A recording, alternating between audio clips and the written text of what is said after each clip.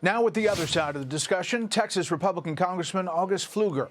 He's a former Air Force fighter pilot. Congressman, thanks for being here.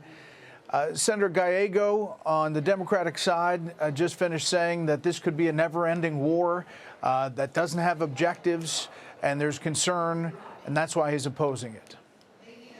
Well, Brett, thanks for having me. And obviously, I disagree with that. The president's been very clear. He's set very clear military objectives. He's used speed and an aggressive nature to take out what is a cancer, the largest state sponsor of terrorism, sowing chaos in the region.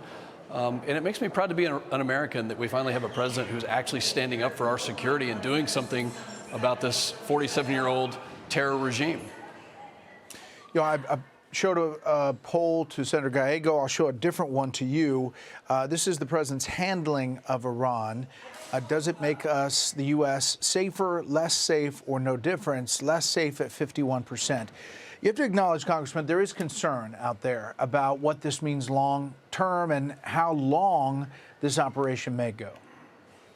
Well, and I understand the concern. I mean, we've been shaped by conflicts of the past. We've also been shaped by 4 years of appeasement with Joe Biden and 8 years of appeasement from Barack Obama, who actually sent billions of dollars of cash to Iran. So I get that, but the difference now is that the president is actually protecting Americans. He's doing so with the strongest military force the world has ever seen.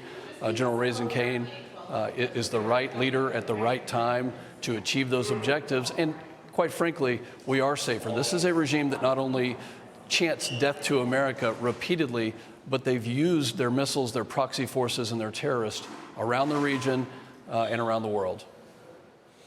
It's not just Democrats. There are some Republicans who, like Thomas Massie, others, Senator Paul, the United States, they say, has not declared war, and Congress has not granted specific statutory authorization. How do you respond to that specific charge?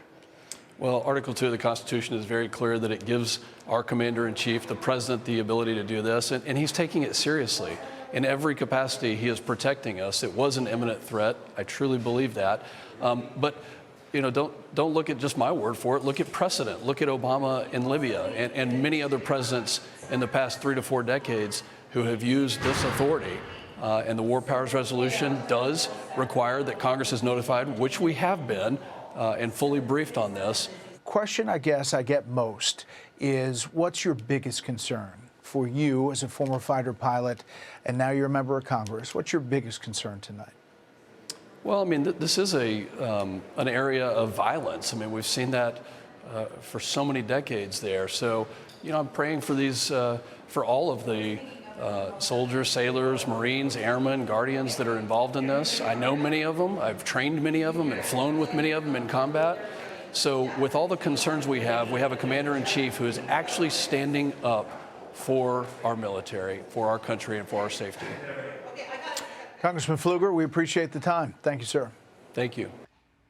Be sure to like and subscribe for all the Fox News latest on YouTube and catch full shows streaming now on Fox One.